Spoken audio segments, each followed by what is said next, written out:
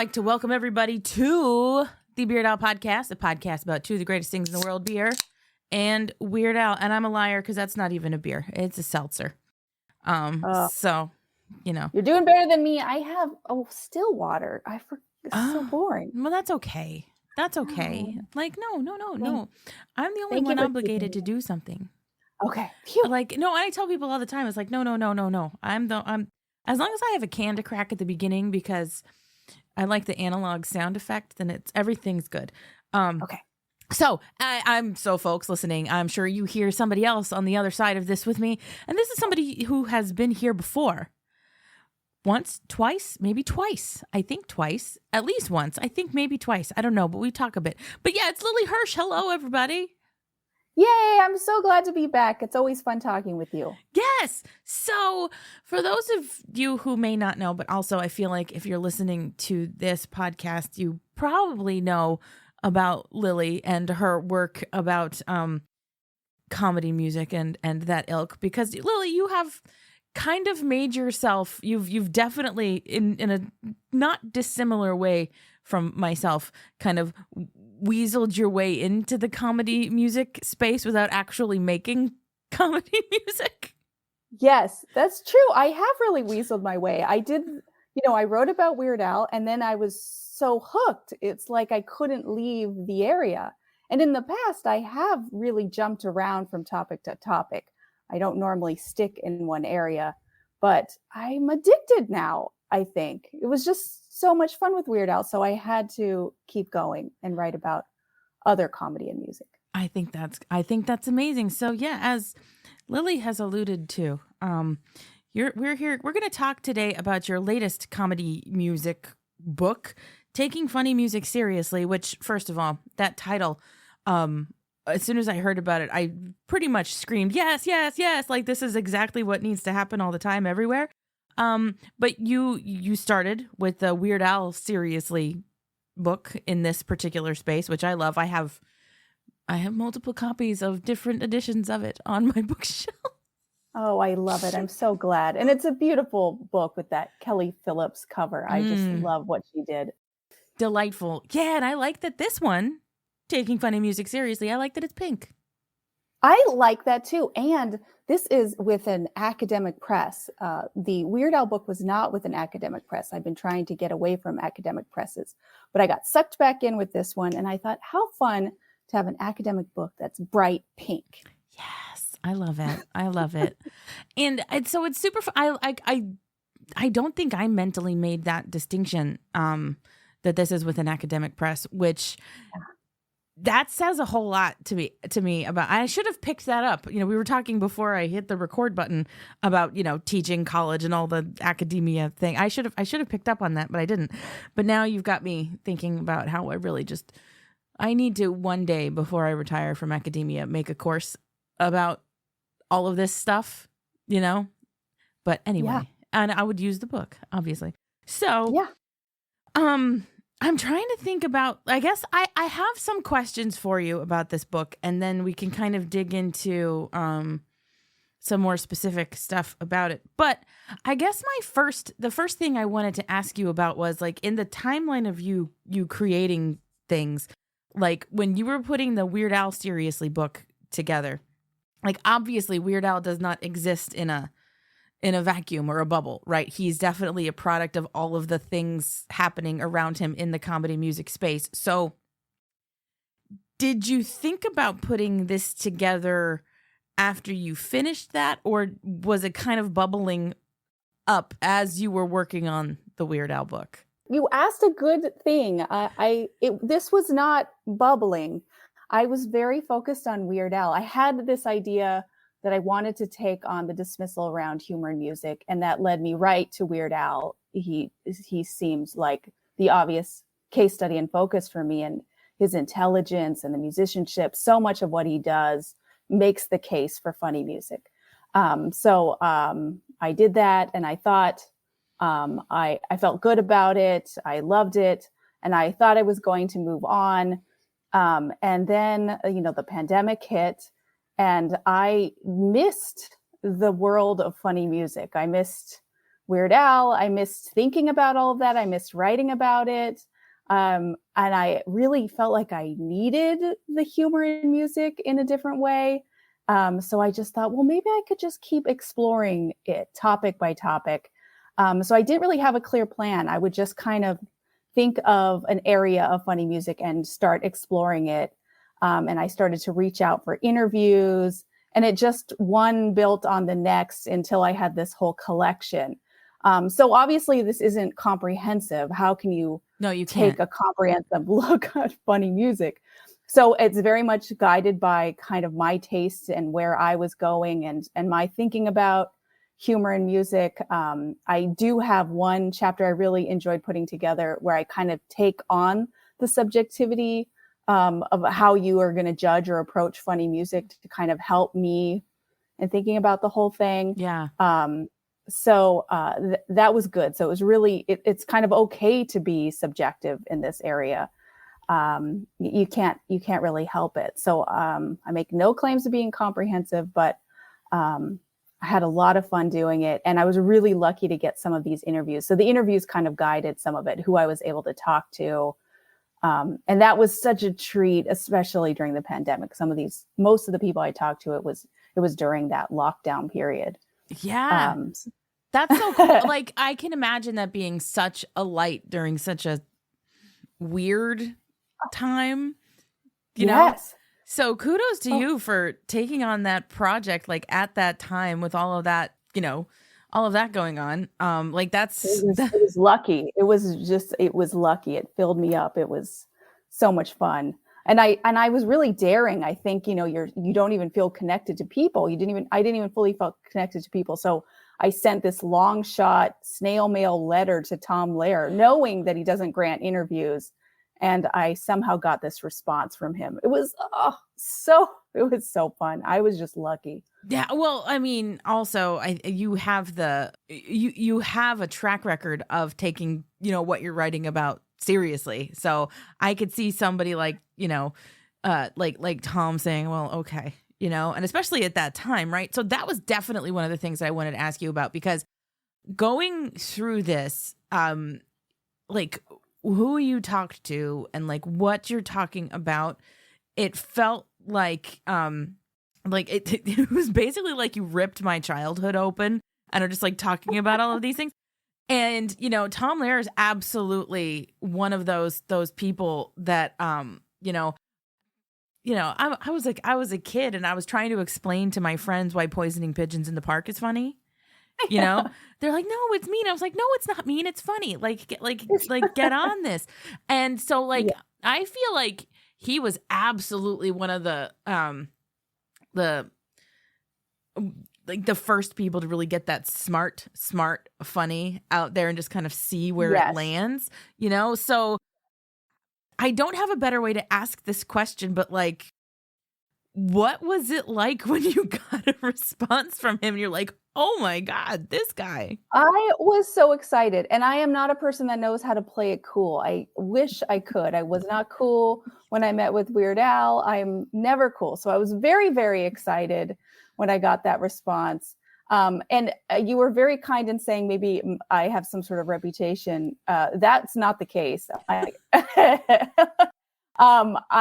He made it. I had pitched that I wanted to do a chapter about funny songs about death. That's what I wrote in my letter.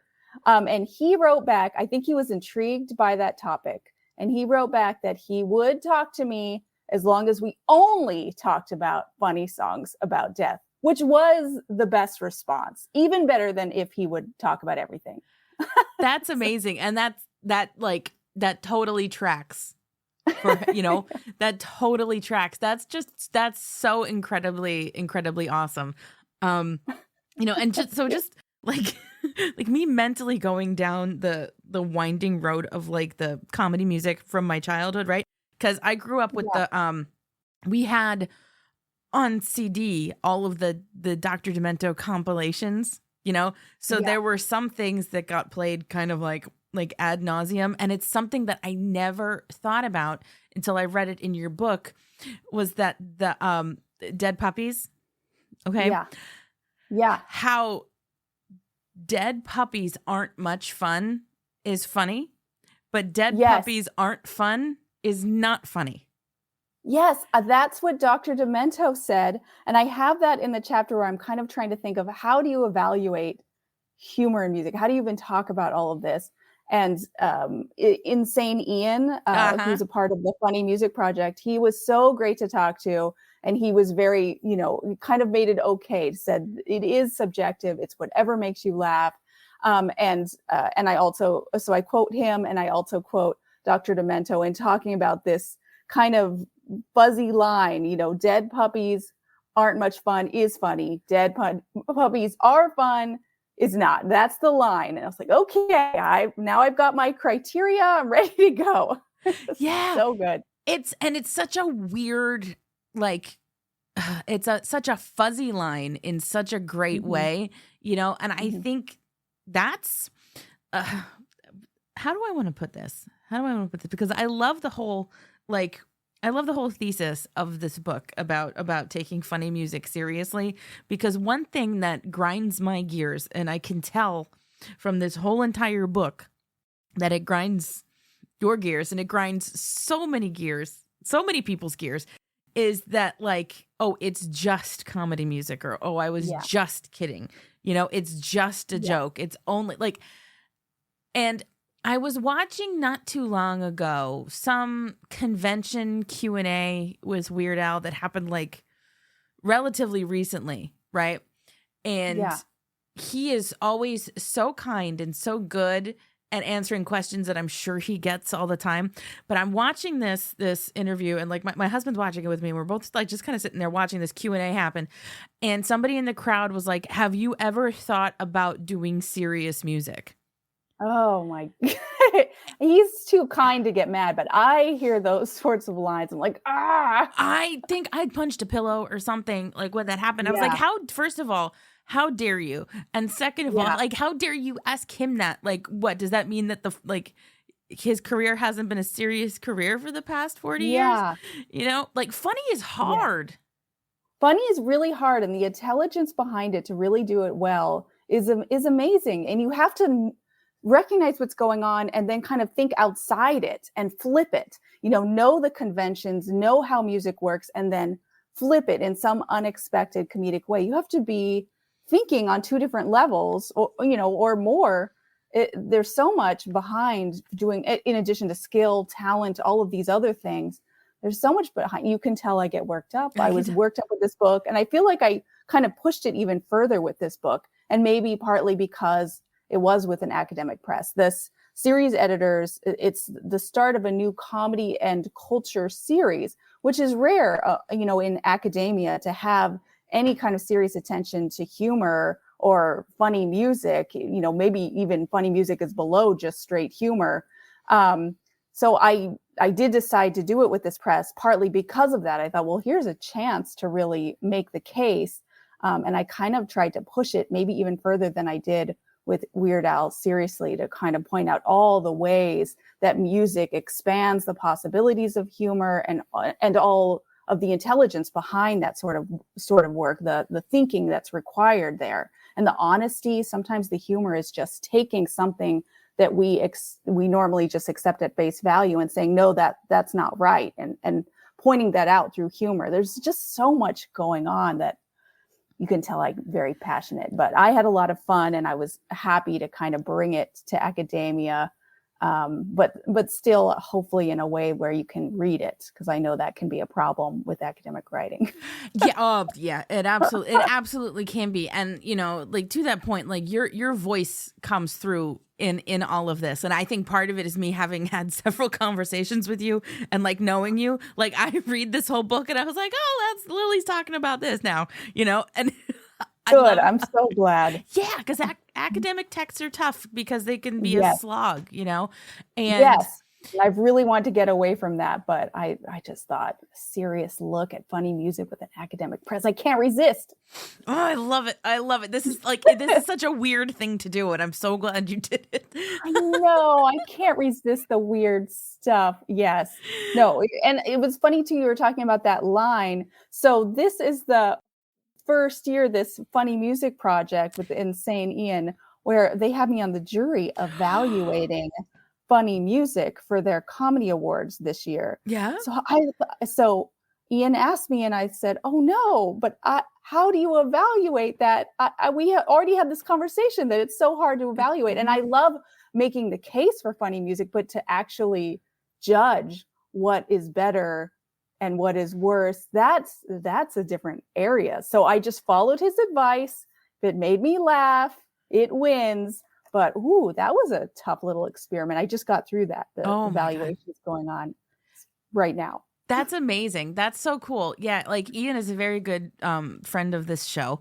He's my buddy for I'm in the middle of the just a series going through Weird Al's albums, and Ian is my guy for when we flip the record. So he talks to me after side 1 and after side 2. Yeah, and he's great. He's great. He's so funny. He's so funny. He has one of my favorite lines in the whole book too. I don't know if you caught it. Anyone can write a love song, only a funny musician or a comedy musician can write a love song about a burrito. Yeah. What a good line. I love that. I mean, it's true.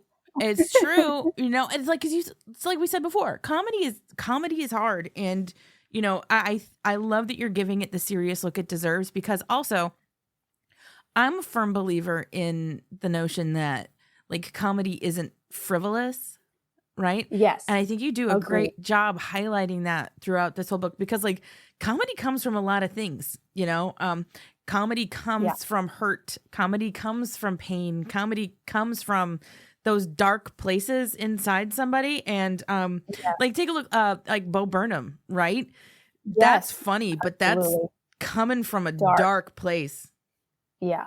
No, absolutely. It's so true. And it's I think a really healthy, amazing release for a person who's expressing themselves through humor, but also, the joy and the uplift, and also just kind of thinking the thing through comedy is so healthy for audiences. There's just so much good. And I know they say laughter is the best medicine. And I'll say, and I've heard other people say laughter is the best medicine after actual medicine. And I agree with that. Yeah. But I actually, I really have been infected. Weird Al infected me. And during all of this, I started writing these little humor pieces. Yes, I love them. Written humor. What the heck? I don't even know what I'm doing with that, but it's been so fun. And it's often like something I'm frustrated about. And then rather than just like getting mad or suppressing it or whatever, I turn it into something funny, or I think it's funny. It's not funny to everyone. My kids make sure I know that. That's great. But it just feels good. I feel better after I write these little things.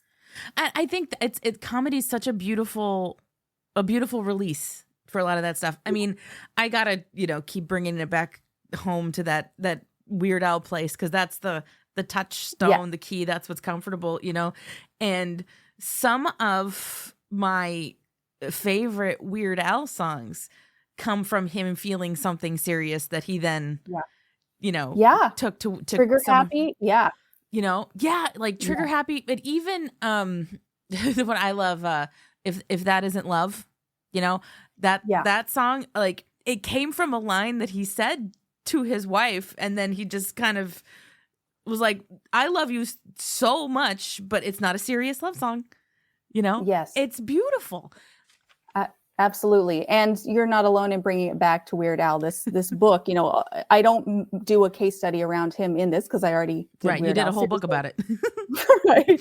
But, I can't help but reference him, as he relates to so many things, because he's the starting point for all of this for me and for so many people. And so, of course, when the book was done and the press said we need blurbs, I had to think, who do I ask for a blurb? And again, I'm very uncool. And I was like, I really want, yes, I was so nervous, but I thought, I really want to ask him, but he's been so kind already. I really shouldn't. I should leave him alone. But then I finally asked him after I asked a few other people. So I didn't ask him right away. I kind of was nervous and hesitating. Slow burn. So yeah, slow burn. Yes. So I'd already asked a few people who had agreed. Then I asked him, can I tell you the first blurb I got back was from him? He is just the absolute best. I love him so much. you know, and I mean, Yeah. I have not talked to him anywhere near as extensively as you have, but he's like my touchstone for what it means to be like a good person, you know? Yeah. And the fact that he got back to you so quick, he's like, no, I could just see it. He was like, no, I got to do this. Hold on. I got to do this, you know? So nice. Stars don't have to be that way. It's just amazing. It surprises me every time I have any sort of correspondence with him, just how kind he is. I think I got a little spoiled. I don't know if it's on topic. I was in Iceland last year and I had joked that I was going to run into Bjork. And then in Iceland, I actually did run into Bjork. Did you hurt her? Believe that? No, not like that. I actually just saw her. That's crazy. So I thought, well, maybe I'll approach her and say hello. And I, have had these amazingly kind interactions with Weird Al. I thought maybe it'll go better than I think it will.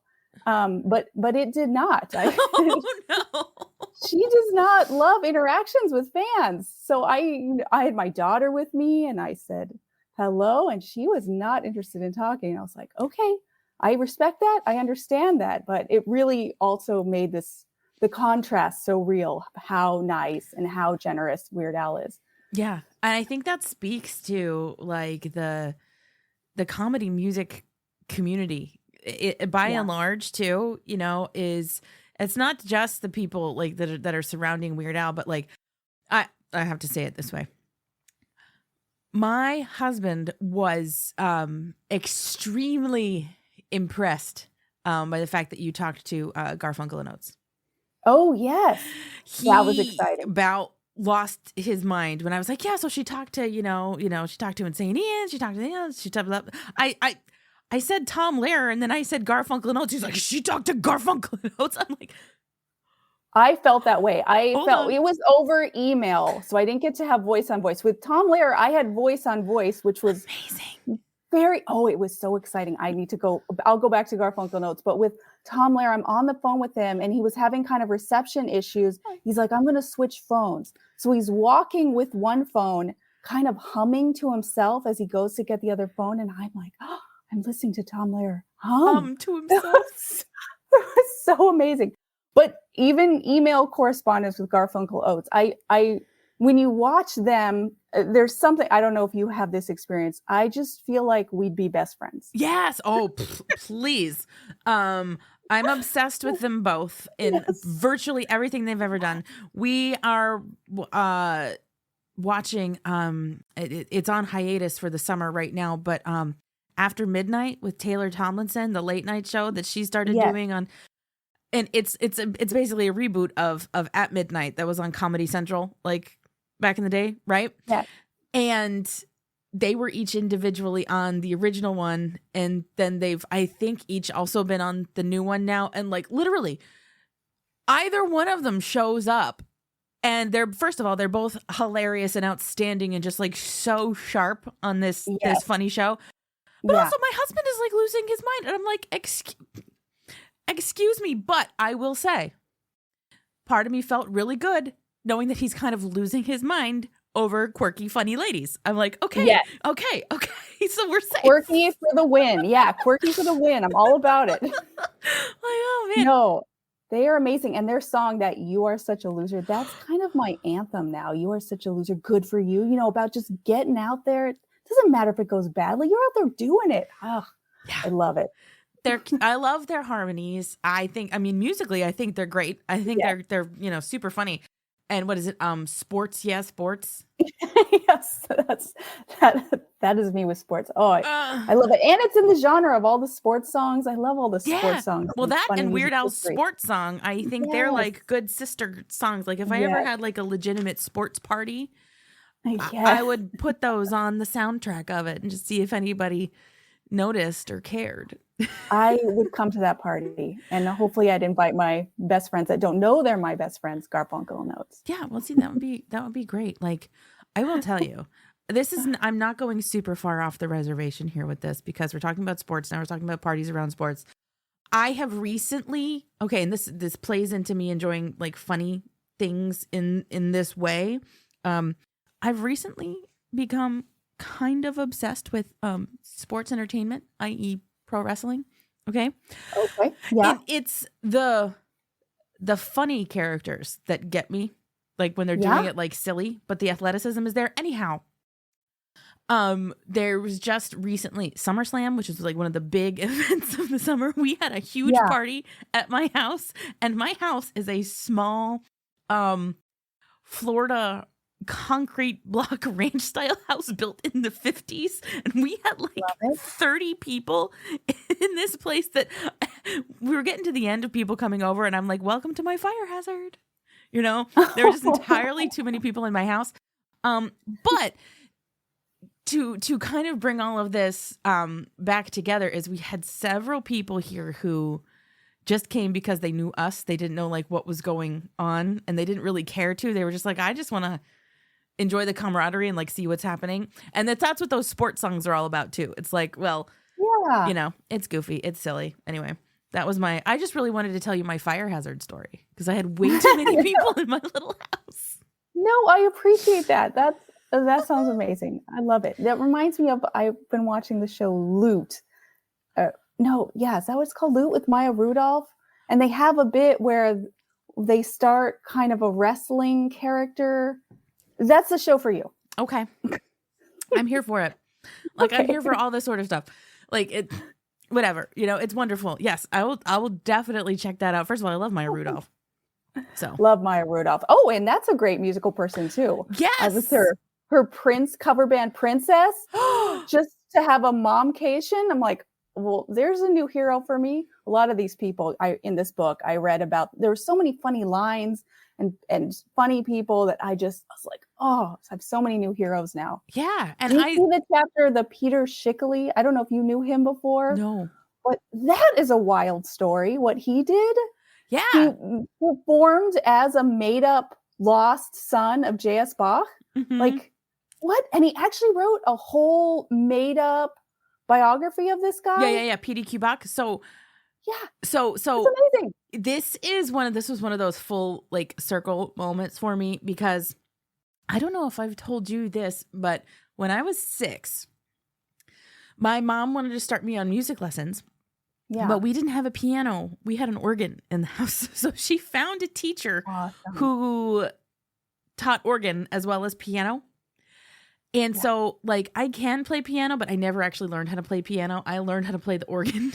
Yes. Okay. You were set up from the start to become quirky. Your mom did you a favor. No, she did. I hated it at the time, but now I'm like, okay, no, this totally works. But I started on that when I was like 6. And so by the time I'm like 12, 13, I'm like fairly proficient on the organ with like all the pedals and stuff. Like I'm doing Wonderful. it. We had our recitals at this church that had a 4-manual like pipe organ. So there I am, like 13, 14, playing Friend Like Me from Aladdin on a 4-manual pipe organ in a church. I'm like, it was so much fun. Because I always got to go last at the recitals because all the piano students went first because they're like, she was like, I'm not going to have a piano student follow this giant pipe organ, right? So I always got to go last. That's great. You were the closer. I was the closer. But the reason I'm mentioning this at all is because in one of my organ books was a piece by PDQ Bach. And I had no concept at all at the time what was happening here. It was just like my teacher was very like, if I got a book, she made me learn all of the pieces in this book. Okay. Yeah. Even if I got a book just because I wanted to learn one thing. So this thing is in some kind of a book for like, you know, intermediate organ players and stuff when you're, you know, learning the pedal stuff and things like that. Yeah. And this was the last piece that I learned from this book because I'd never heard of it. I didn't know anything like this. It became, I don't even remember what it was, but it became one of my favorites to play out of it because it just had a whole bunch of like, you had to put like your whole hand down and hit like 5 notes at once and just go, Bink! And I'm like, why is this a thing? You know? And she was like, your teacher never explained? well, once I was able to play the song, she was like, okay, so this is the context for it now. But she had made me learn the song first. That's so funny. So that is so funny. I love it. I love it. I was like, I love it. What is happening here? You know? And now, of course, I think of it every time because we have a chicken tender fast food chain here called PDQ. think of Peter Chickely. Yeah. Yeah, he recently passed. I was really happy I got to it was an email correspondence with him. I was so lucky to get his perspective, because what he did and his talent, and the fact that he took on classical music and upended it so smartly. That's, the intelligence behind that. I think that's the most difficult. Because I'm looking through, I like how you broke up comedy music like by genre in a lot of ways here. Like that to me feels like the smartest way to tackle this, because each chapter then is like, okay, like I imagined myself, like if I were teaching in class about this, I was like, maybe I would just take the chapter about hip hop and go with that. You know what I mean? Like it makes it, I like those digestible chunks with genre. Thank you. You're welcome. I wanted it to be digestible. It absolutely is. But classical absolutely feels like for those producing the comedy music, it almost feels like the hardest to really do well. Yeah, it might feel that way, and I think because classical music has that kind of reputation, but I think it's so ripe. I think it's almost easy to flip it because there's so many kind of serious ideas around it. And that's what Peter Chickely, he had so much material, not just the music, flipping what could happen in the music or flipping what's happened in the past, but the performance practice. He was great about that, just kind of upending what you'd expect. And there's so many rules around classical music. You can't eat, what you wear. So he comes swinging in on a rope onto the stage. Yes. That's amazing. Yeah, you know what? That's absolutely a fair point, because like now, of course, my brain is going, kill the wabbit, Yeah. It's so ripe for just messing around. It's so ripe. Yeah, now. And it's so cathartic for anyone who studied classical music, and it sounds like you spent some time there also. Mm-hmm. It's so fun just, reading about what Peter Chickely did and kind of upending that. And I feel like I'm just laughing at all the exercises I had to do on the piano, all the serious training. And feels good. Yeah. You're right. It's kind of like, making fun of the teacher behind his back. Yes. Yeah, it kind of does feel like that. I love that. Yeah. So I guess if I were to like have a question, because now I'm looking at the genres, you've got like, the movie music, classical, hip hop, country, metal, like the all that. What was your favorite genre to dig into? Well, classical music was pretty cathartic for me since I have the classical background. I definitely enjoyed that. I really got into the topic. I had to hold myself back when it came to song topics, because I did love songs. Yes. I did songs about death. I did have a whole chapter about Christmas songs. And then I kind of was just going too far with all of this. I was making the same sort of points, but I really was having fun with that. The love songs and songs about death. I loved that area. And then some of the chapters I had fun based on who I talked to. So this Too Slim in Riders in the Sky, he is a very funny guy. I had a lot of fun talking with him. So he's in the chapter about country music. He is such a character. We got to go to a show. My family and I went to a show. He was here in Bakersfield. And he did a Q&A with the audience and said, whoever asks the best question, we'll give you a free CD. And, there were lots of good questions. And then my daughter, who is now a teenager, raised her hand. I know this could go any way. She does play the violin. So I thought, maybe she'll ask a legitimate question, but she raised her hand and said, "Is this question good enough to get me that CD?" She kind of went meta with her question. Well done. But Too Slim is amazing. He's like, "You got me. You did it." And he gave the CD. And at the end, I talked with him. I was like, "That was my daughter." And he's like, "Oh, that makes sense." But he started the rumor that Paul McCartney was dead in the Beatles, way back when he was a student. Way back when he was a student. And it is a rumor that has continued that somehow Paul McCartney had been replaced. Yeah, in 1966 after a car accident. Yeah, I have a whole book. I have a whole book called Paul is Dead. He started that? Too Slim. Yeah, he started that. That's wild. is amazing. Yeah. And then so he has a few your daughter claims to went and fame. got him with a thing. Yeah. Like, oh yeah. my God, that's amazing. It was, yeah, that was fun just because he was so much fun. Yeah, a lot of the people I got to like kind of directly deal with really made some of these chapters.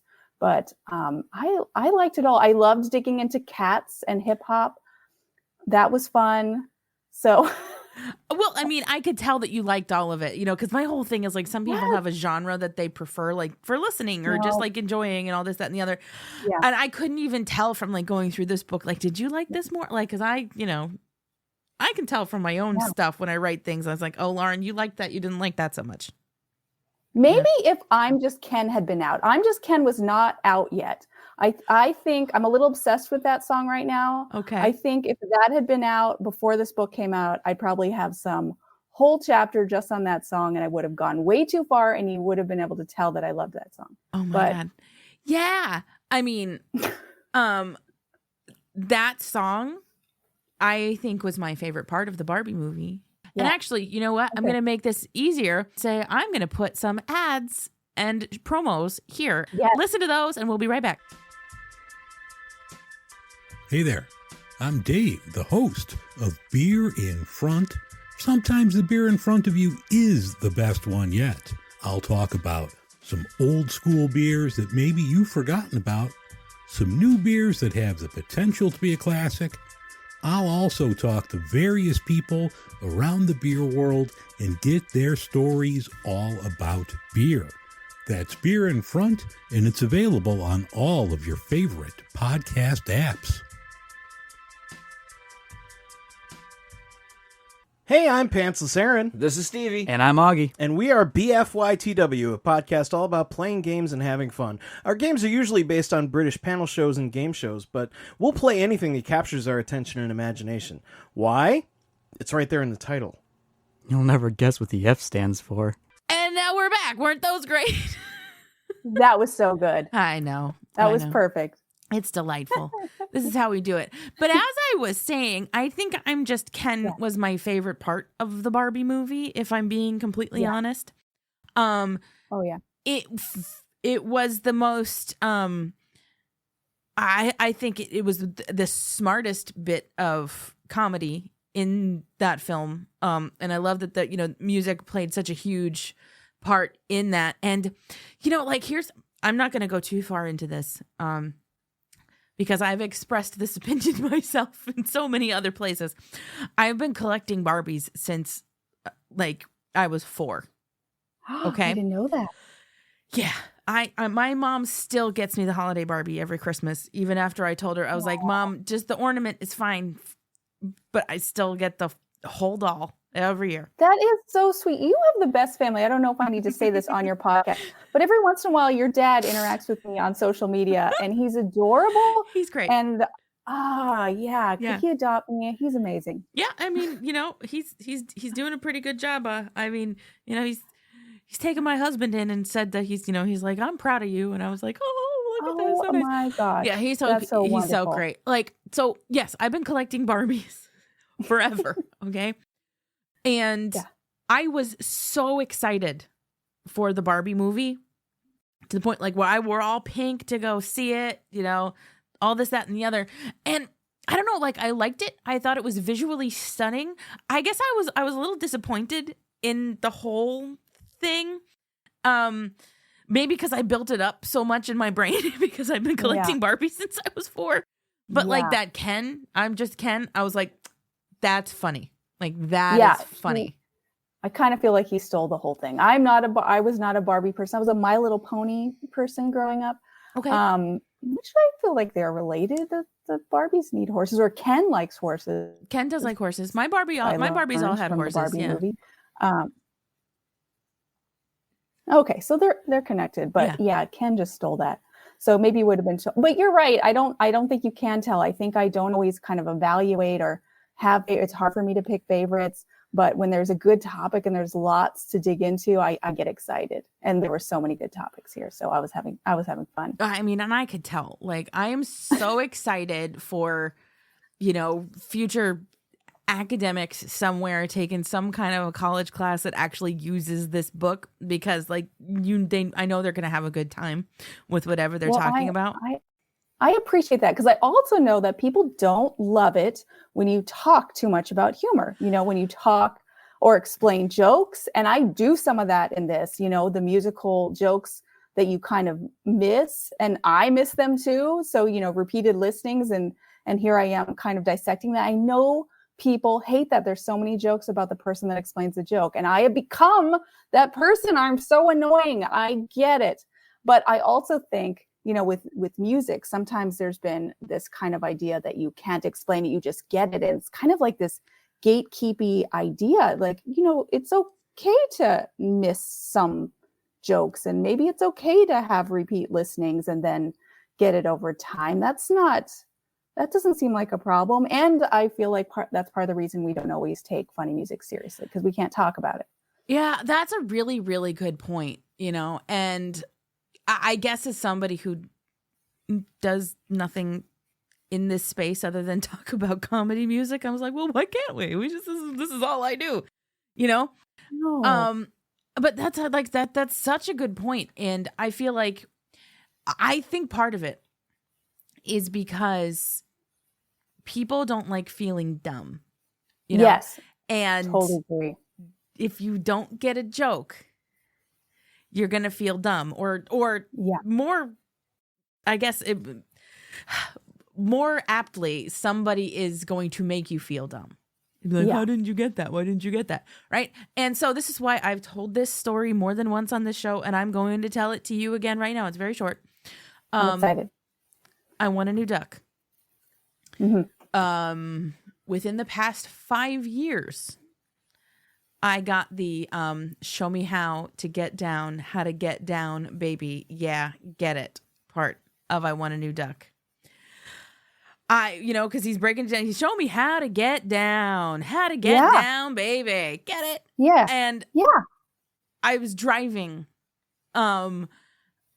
alone, listening to Weird Al as I do, and he goes, get it? And I was like, oh my God, I get it. Because it's down like a duck.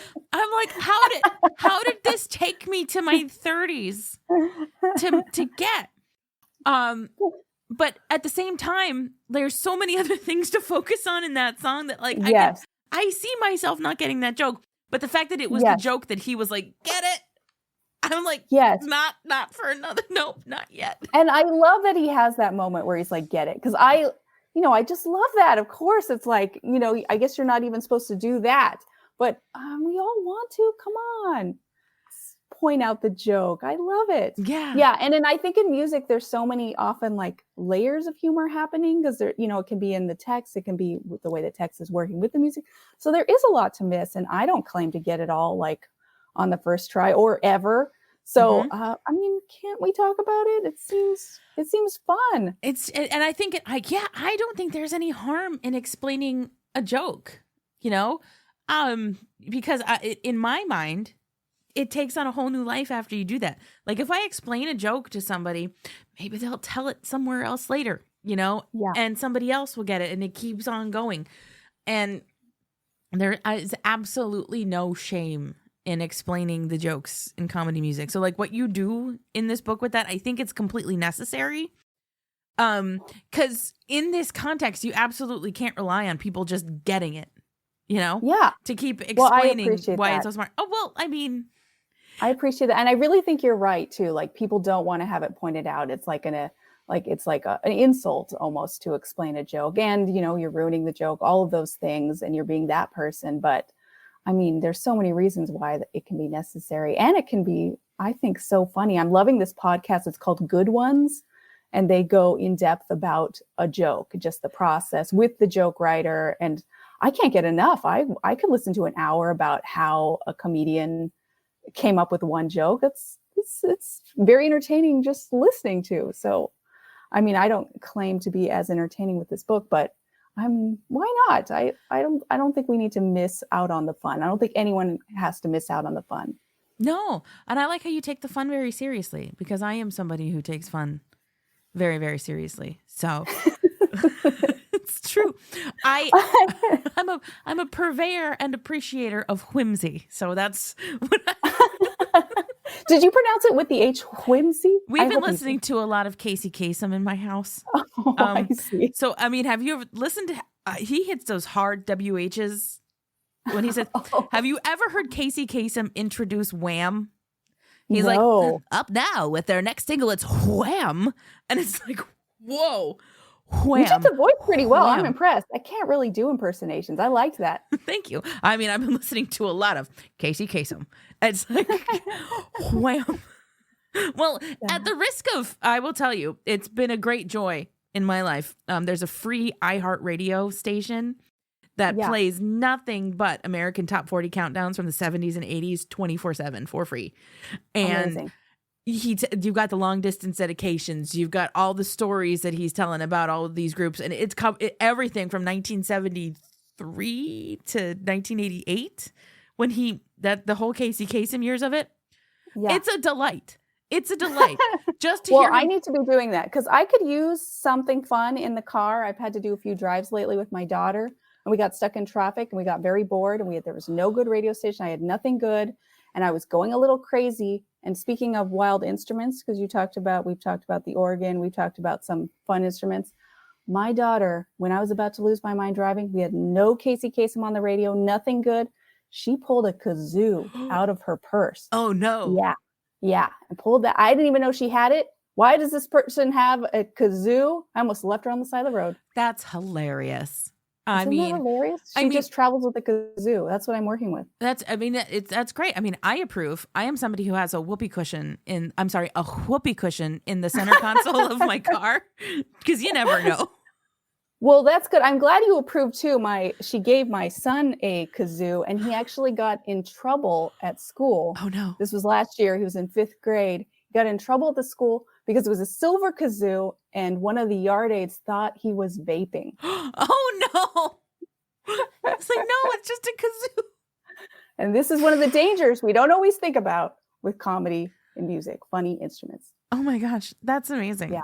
I love that. That's pretty amazing. Thank you. I had to share that story. Thought you might appreciate that one. I do. I appreciate it so much. But yeah, I can't recommend it's a iHeartRadio. Just download the app. It's the American Top 40. Like, there's no commercials. That'll give me some entertainment, and then I can keep my daughter in the car, and I don't have to dump her off with her kazoo. And you'll teach her some good music that happens. You know, that's very important. Like, we will wrap this up very shortly, I promise, but I feel like I need to put this out in the universe. I didn't realize how huge Olivia Newton-John was. Like, yeah. Like, yeah. I know she had, I know I've got some like Olivia Newton-John touch points, like Grease and Xanadu and Physical and things like that. Yeah. But she was all over the charts from like 1975 through the mid 80s. I'm like and Casey Kasem's always like, well, this gal from Australia. I'm like, she's that's funny. That's funny you mentioned her. There was a while back I was like, I should write about her. I don't think there's a good biography about her. She's quite fascinating. Yeah. She really is. I mean, I love so many Australian soft rock acts that it's not even funny. So interesting. And who doesn't love Grease? I'm very into musicals right now. I'm kind of, my kids are very educated in Weird Al. I'm really giving them the full early music education that's important. So we have recently moved on to musicals. So they've watched Grease. My daughter thought it was crazy. And how did this happen? We moved on to Little Shop of Horrors. I did show them The Producers, which is another one where my daughter was like, how did this happen? Which one? I did the later one. I should have done the original, but I just thought she knew who Matthew Broderick was because we had watched Only Murders in the Building. Oh, that's fair. Yeah. I was like, we'll do this one. But she's like, the musical about Hitler. Anyways. So Olivia Newton-John has been part of her recent musical education. Yeah, I definitely it's. Oh my God, you should have them watch Xanadu. Okay, I'm looking for recommendations. I'm like trying to out weird myself now. Xanadu is so bad. Yes, great. I'm actually thinking of showing them the movie version of Cats, just because I think it will. I know I shouldn't. Oh, But I think haven't it will even just- watched it. I know I haven't either, but I just think it'll blow their minds. Yeah, I think you should. I think you really should. If I come across a bad-ish movie, I think you should show them. I will let you know. Like it's not a musical. Bad musical. I'm looking for bad musicals. Bad musicals. Yeah, we did Or weird. the musicals. last episode of this show was about Spy Hard. Oh, I great. watched Spy Hard for the first time in a long time, and yeah, Spy Hard is not a good movie. Okay, Um, that could be good. I have found that sometimes bad movies are good movies. Yeah, I mean, the Weird Al's opening song is great. It's the only great part about the movie. Spy Hard is really good on paper. Yeah. It is not good in practice. Okay. So, All right. Well, that sounds like a recommendation to me. Yeah. What I'm getting. no, yeah, it is. I mean, it's depending on your mood, I guess. Right? Oh, it's marvelous. It's marvelous. I love it. I love it. Yeah, I mean, I love how you're showing your kids musicals. I think that's great. After the Weird Al education, I think that's the perfect place to go. So, yeah, keep me posted on that. Yes, I definitely will. So, Yeah. yeah. I think before we put a pin in this, I would very much like you to do whatever kind of elevator pitch you have for this book and where people can and should get it for it themselves and all of their loved ones. Okay. Well, I appreciate that. I'm really bad at self-promotion. I've been Me too. so painful. Like, please buy my book. Oh God. Yes, but you can buy it if you want to, wherever you want. My mom says it's very good. If you have to fix a table leg that's a little off, it just fits right in. But you can get it on Amazon or right from the Indiana site or really anywhere. I do think some of the interviews here are amazing. And for Weird Al fans, you can just hold it and you can just read the blurb on the back by Weird Al if you want. You don't have to read any of my text if you don't want to. And I think I nailed that. That was I some think you good did great. promoting. Yeah, Thank you. I think you did a really, really good job. So for all of you listening, I'm going to put some links in the show notes to this episode to Lily's book, Taking Funny Music Seriously. And I think you should take this book seriously because if you are listening to the show, you like funny music and you take it about as seriously as I do, which is as serious as death. And there's a chapter about death in it. Yay! Yeah. You know, again, before I let you go, like, it's so funny. Like, I didn't realize how full circle my life was gonna go with a lot of this stuff because when I was in college getting my English degree with my concentration in creative writing, all of my friends joked that they were like, Lauren, you only write about two things, childhood and death. I'm like, yeah, well, what else is there? What else is there? That's what I was going to say. You know? I love the way you said your degrees, by the way. That's exactly how I say musicology in my degree. You know, because I knew what my job was going to be. Because I made smart, practical decisions. I sure did. I'll tell you what I did. Yeah, you know, it's like I wrote a poem in college about sitting in a bathtub so long that my fingers got so pruny that I got out because I didn't want to die. Because my hands looked like an old lady. I was like, I'm so deep right now. Did someone recite that at your wedding? I hope so. No. Beautiful. But I read it at like a 10-year anniversary of my college graduation, like homecoming thing, like when all my literary magazine nerds got together. I was like, I'm going to read this really profound poem that I wrote when I was like 20 about dying. Anyway, yeah, childhood and death. That's what comedy music is. Yeah. No. Yeah. It takes on all the things we have to focus on, but we don't really want to, and it makes it okay. Yep. Beautiful. It's all okay. So I think that's a great note to end this on. Lily, thank you so much for coming back on my show. Thank you. It's always fun. Yay.